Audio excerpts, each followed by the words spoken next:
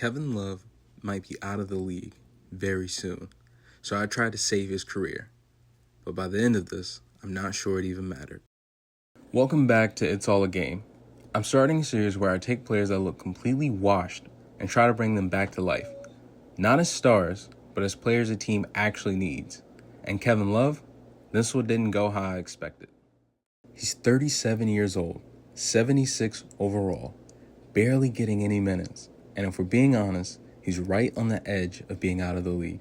So instead of forcing him into a bigger role, we simplified everything. But there is one problem. The Jazz aren't waiting on him. They're getting younger, bringing in more front court talent, and suddenly there's just less and less room for him. So this isn't about becoming great. It's about surviving. Before we even play a game, we need to be realistic about what success actually looks like. He has to be efficient. No wasted possessions. He has to space the floor and give the offense something it doesn't already have. And most importantly, he can't be a liability. Because if he's just average, he's going to lose his spot. Currently, the Utah Jazz use him in the center position.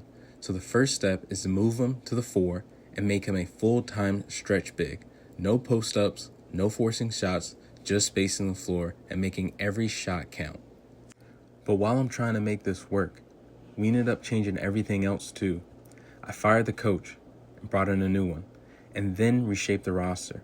I traded away Lauri Markkanen, brought in younger pieces like Gigi Jackson and Brandon Clark, and I stacked up picks doing it. Multiple first-rounders, swaps, future assets. So now, I'm fully committed to the future, and even if Kevin Love plays well, I'm building a team that doesn't really have a place for him anymore. So this season truly is his last chance. And you're probably wondering, if you're building for the future, why even hold on to Kevin Love? Well, here's where it gets interesting.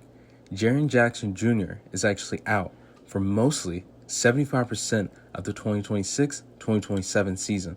And while the Utah Jazz did spend their 2026 first-round pick on UNC standout Caleb Wilson, Kevin Love still has a spot in this rotation with Jaren Jackson out and sidelined for 6 to 8 months. The season opens up October 21st, 2026, the Utah Jazz against the Minnesota Timberwolves. We finally got to see, could Kevin Love contribute to this team? Keyonte George, Caleb Wilson, everything in action, everything that we put into motion. Now it's all coming together in front of us. And then it clicked. Kevin Love scores 21 points and defeats the Minnesota Timberwolves along with Keyonte George's generous 30-plus point outing to give us real hope that we may be able to revive his career. Going further into the season, we realized it actually worked. Kevin Love was hitting shots. His efficiency went up. He was given around 7 to 8 points per game. And for a second, it really felt like we found something. But then, reality hit. That was the ceiling. No matter what I did, he could not break past it. 8 points, maybe. And that's just not enough to justify real minutes long term. Now, the Utah Jazz themselves started off fairly strong, but around the same time Kevin Love hit his ceiling, the team completely fell apart. Losses started stacking up, rotations kept changing, and Kevin Love became the easiest player for me to move around.